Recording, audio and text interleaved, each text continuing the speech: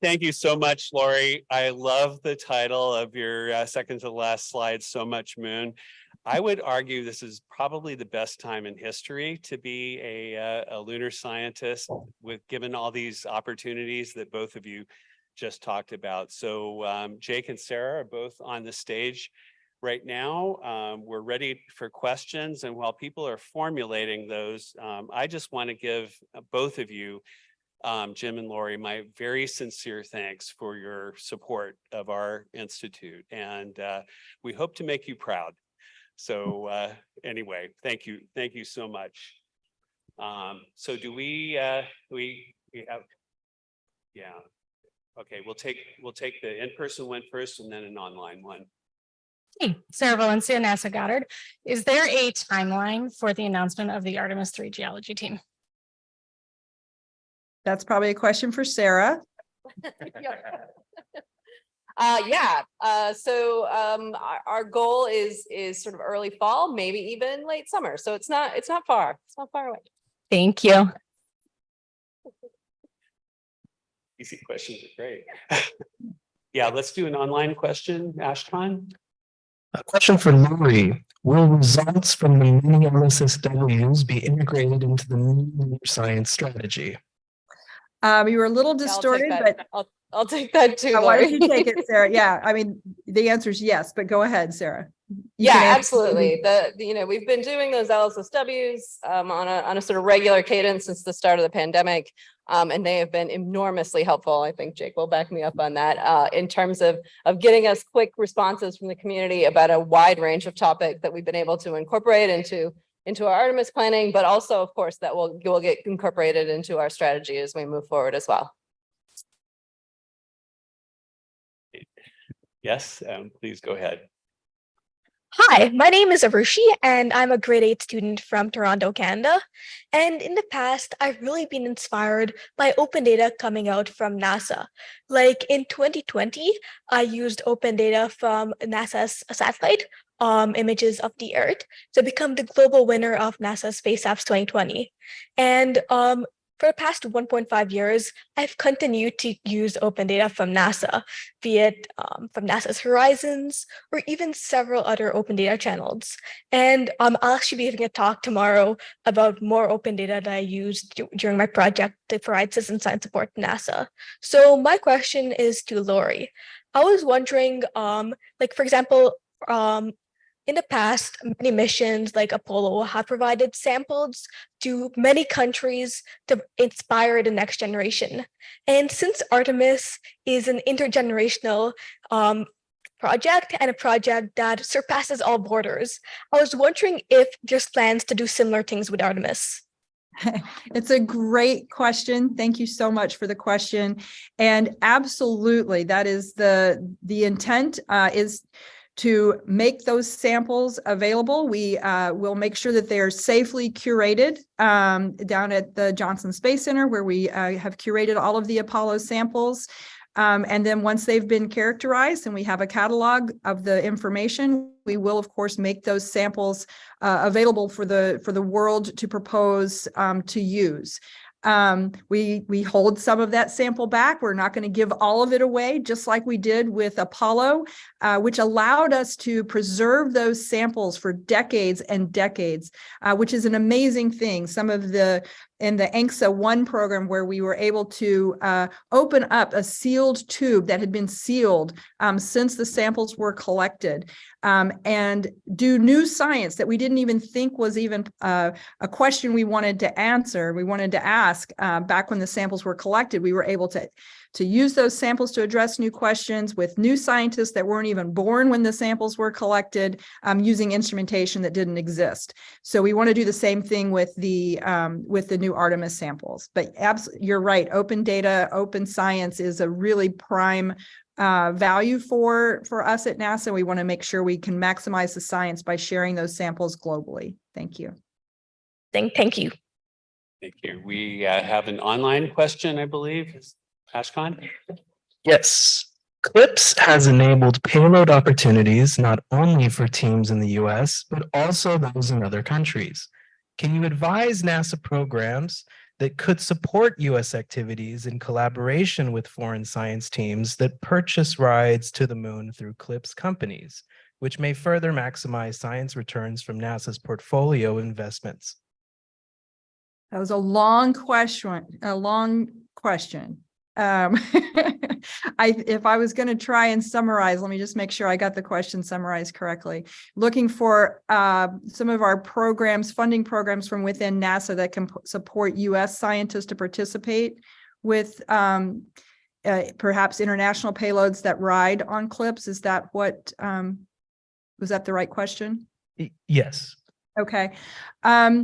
So we do have, and Sarah again may want to jump in, but we have the Lunar Data and Analysis program that can certainly be used. We're going to leverage that highly for making use of the data that are collected by instruments on the CLPS landers.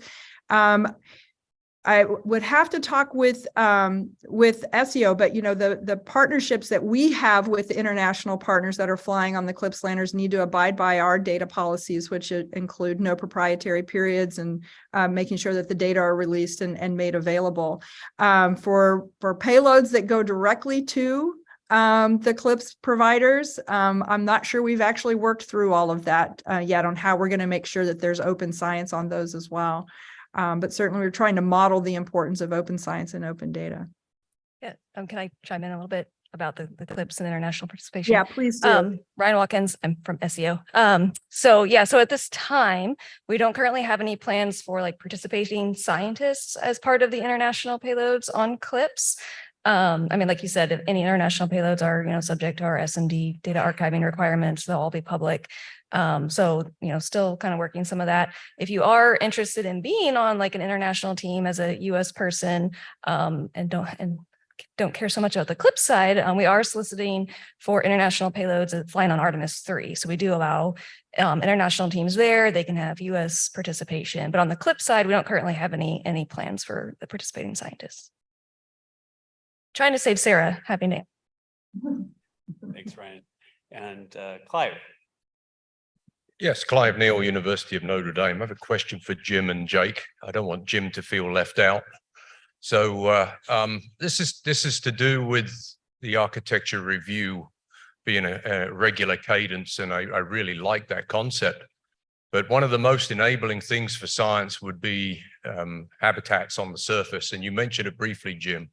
Is there any more thought being given to the idea of the habitat? Because that seems to be a black box right now in terms of, is it going to be distributed? Is it going to be one fixed location? And how is science being infused into those discussions? Thanks for the inclusivity, Clive. I appreciate it. Habitation is the key to the long duration stays. And we have to get there as soon as we can. Right now, we're talking with an international partner about their provision of habitation. We are trying to get the habitation in the detailed build of our habitation design and build in our budget because we need those dollars to move out on it. So from a budgetary planning perspective, it's there. From an international partner, it's there. We haven't made the decision on distributed or not. I think that's probably, I don't know that it's in this cycle. It's probably in the next cycle would be my guess. But I'm probably need to close with the architecture folks on that. But I want you to know it's a high priority for us. And then how is science playing into that? I will tell you every element we're putting on the surface, we're trying to figure out how we can and will do science in it. So LTV, we asked for a service there. We included science in that. Now, we probably could have done better there. I'll be honest with you. I think there's things we learned from working with Lori and SMD on how to work the requirements better. We're in the process right now of working with an international partner on the pressurized rover. Science and how we do science in that rover and outside that rover is absolutely critical. Habitation will have the same factors on it. We're looking at the near-term missions of what are we enabling to bring back as many samples as we can? What are we doing for the long term to figure out how we bring samples back at temperature? We're down the road on the first freezer, the -85 freezer. That is like the freezer on station of starting to design that. We're looking at what's the cryogenic freezer that we need and trying to fight for that in our budget as well. So for me, everything I said in my talk, and I've tried and always said, everything we do starts with science, and the elements that we're putting down on the surface are certainly no exception to that. So this is distributed answer. My guess is we're probably a year or so away from that. Yeah, thanks very much. It's certainly a great example of how exploration enables science and science enables exploration. So thanks very much. There. Thank you. Hi, this is Paul Sabo, UC Berkeley. I have a question for Lori. You specifically called out the Endurance A mission. The Endurance concept also suggests an Endurance R with a robotic sample return. Is that not considered at all going forward, or what's the status there? So right now we are exploring the Endurance A. That was the primary recommendation within the decadal. You of course still have the South Pole Aitken Basin sample return is also an option. So there are various capabilities that would be a robotic only. So at this point, we're just, as far as I know, SEO is only looking at the Endurance A concept. That one of the reasons we're doing these studies is to sort of better understand the architectural options. And so hopefully this JPL study and future studies will help us better define what endurance should look like and how we can best reach our science goals. Yeah, thanks. Thank you. Great. We'll take just a couple more questions, please. Hi, I'm Alana Lee from NASA Goddard. And my question's for Jim and also Sarah. So there was mentions of multi-day surface time for some of the future Artemis missions. And I'm wondering if to achieve that, you rely entirely on technology and a habitat, or if you could also use existing geological features such as lava tubes. Would that be permissible inside what you would find as an acceptable risk factor for astronauts? And is that something that we can expect to consider in terms of what's available to us in open source planetary data? Yeah, I think right now what we're considering is only habitation for the crew of things we put on the surface. The lava tubes and I'm sure Sarah or Jake can speak to location of the lava tubes versus where we're going at the South Pole, at least initially. But I think what we're looking at for safe haven for the crew, so the longer duration missions allow us to make sure we have a safe place for the crew to go in the event they're out in the rover, something happens, they can get back to the habitation element. It's a place they can go, take off their suits, connect and get into a breathable atmosphere. So that's kind of top level how we're defining some of the early requirements. But I think lava tubes right now are probably out in the architecture based on what we're considering for safe haven. And I can just add a little bit to that. I think the question you just asked is a really good example of what Clive was pointing out about science and exploration going hand in hand as we move forward. So we'll have initial plans to enable us to get to the moon and start doing the work that we have laid out in the objectives. As we learn about the environment through conducting the science while we're going to explore, that will help us better understand how that environment can be used to our benefit. So I think in parallel with what Jim's answer said, initially we have to get there. That's largely a technology approach, and then we can learn what the moon has to offer for us and try to take advantage of that. It's no different than, in my mind, what you asked is no different than, can we use ice that's there, or can we find the places with the most amount of sunlight? This is a potential resource just like that we would have to learn about first and then start to plan to use later. being able to take direction from what's permissible and acceptable would also shape the landscape for current analogs. And I participated in an analog mission using lava tubes in Iceland, which is useful, but also it's also good to know what's possible in terms of risk factor acceptance in Artemis missions. And as you say, you have to understand the landscape to do that. But I think it's also shaping, as Clive added, the research that's happening to support that. So thank you. Great. I actually have a question myself for both of you. And as a headquarters veteran myself, from many years ago, I experienced the siloed nature of headquarters big time. This was in the 1990s. It appears to be changing, and I think the evidence is shown by both of you here. And also the people that are standing on stage. And I wonder if each of you could please share your perspectives on what you're doing to break down the barriers and ensure that you're working together, that all of us are working together better. Go ahead, Lori. Go ahead. You go ahead, Jim. Yeah, I think my general nature is to be a collaborator, and I value collaboration amongst every team that I'm on.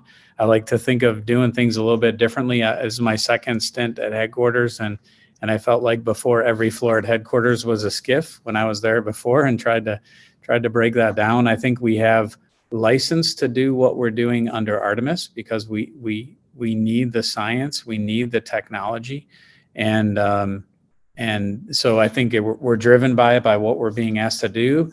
It's my nature, and examples. We completely opened our budget briefings that we just went through to our mission director partners because I felt it was important for folks to feel part of what we're doing, just like I feel part of what they're doing.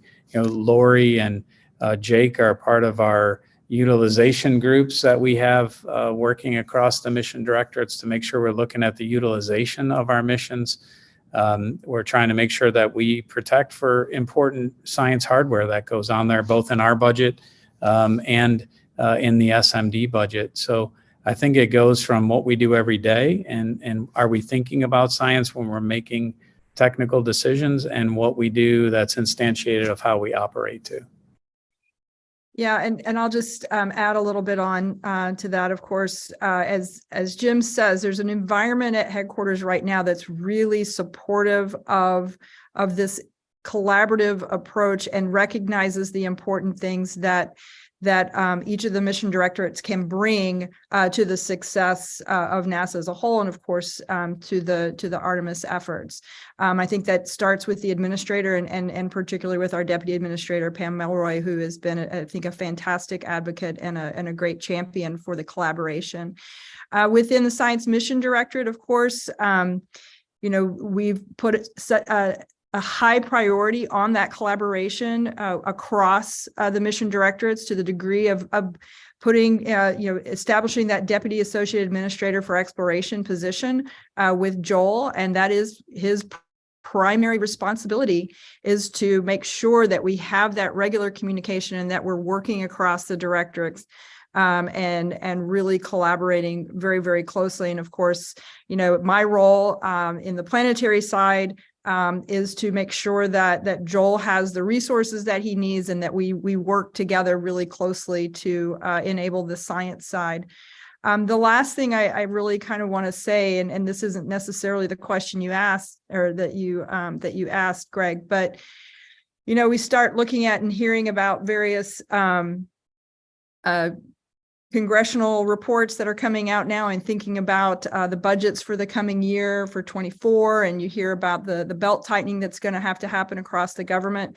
I just wanted to stress to my planetary colleagues that are in the room and on the line the importance of all of us standing together, and that means exploration and science standing together in support of each other and making sure that we can all be successful. When we're successful together, everything will be successful. It's really important not to start turning around on each other And so I just want to encourage you and the rest of our planetary science community to continue to support all of the science and all of the exploration across the agency. Thank you, Lori. What a wonderful message to close on. We're all in this great journey together. I want to let both of you know that 30% of the registrations this time were students. So you guys can't really see the room here, but there's a sea of students out here, and that are future planetary scientists, and they're going to be helping build Artemis 10 through 15 and whatnot. So it's great to be bringing them into the fold as well. So thank you both so much for taking your time. I know how busy you are to be with us and share these insights. So thank you. Thank you. My pleasure. Bye-bye. Enjoy the rest of your meeting.